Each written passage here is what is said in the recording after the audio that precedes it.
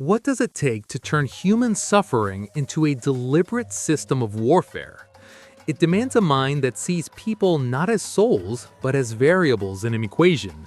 The Mongol Empire, forged by the Great Khan, mastered this cold calculus. Their conquests weren't just about winning battles, they were about erasing the very will to resist. And at the heart of this system were methods of control so brutal, they became psychological weapons in their own right. Consider the strategy of the sealed city. When the Mongol army arrived at a fortified settlement, their first move was often not to attack, but to encircle. They would establish a perfect perimeter, a ring of steel and horsemen. Every supply route was severed, every well was guarded or poisoned. Then they waited. This was the weapon of starvation, refined to a science. Mongol tacticians could estimate a city's food stores down to the week. They knew precisely how long until hunger turned to desperation, and desperation into madness. Inside the walls, order crumbled. People consumed leather, boiled grass, and in the final, unspeakable days, the unburied dead. When the gates finally fell, there was no glorious last stand, only emaciated ghosts, ripe for massacre or chains. This was victory through slow, humiliating annihilation. A message sent to the next city on their path: surrender or be consumed from within. What was the fate of those who were captured, not killed? For women, conquest meant being cataloged as spoils of war. After a city like Bukhara was sacked, soldiers separated the population with chilling efficiency.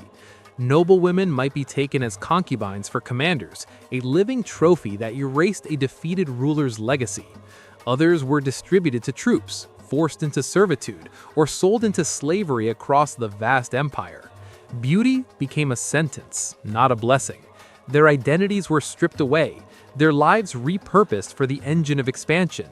Was this simply the chaos of war, or something far more systematic? The Mongols' true innovation was in treating human lives as tactical assets. This is nowhere clearer than in their use of the captive shield. Captive prisoners from a conquered town were not immediately executed.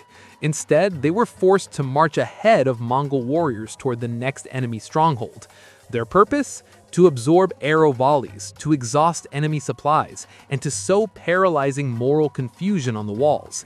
At the siege of Gurgans, thousands were used this way, a buffer of flesh against stone.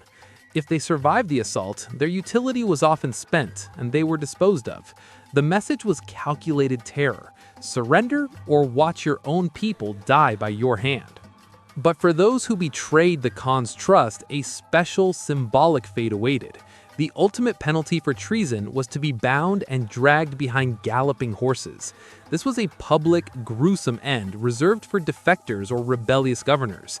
It was fast, final, and left a mangled testament in the dust for all to see. Under the legal code of the Yassa, loyalty was absolute, and its violation required a deterrent written in blood and soil. Perhaps the most psychologically complex punishment was reserved for high-ranking enemies. After the Battle of the Kaka River, captured Rus princes faced a death designed to follow a cruel loophole. In Mongol tradition, it could be taboo to shed a nobleman's blood directly, so they devised a bloodless execution. The princes were pinned beneath a massive wooden platform. The Mongol commanders then held a victory feast atop it, dining and drinking as the men below were slowly crushed by the weight. Their celebration was the instrument of execution. This was more than killing. It was a spectacle of dominance, a deliberate humiliation that transformed death into a lasting lesson about Mongol supremacy. Every empire is built on force, but the Mongols engineered an ecosystem of fear. Their tactics, starvation, enslavement, human shields, and symbolic executions were not random acts of cruelty. They were interconnected components of a strategy designed to break civilizations before a single sword was drawn. They conquered the body by first conquering the mind. So, what do you think?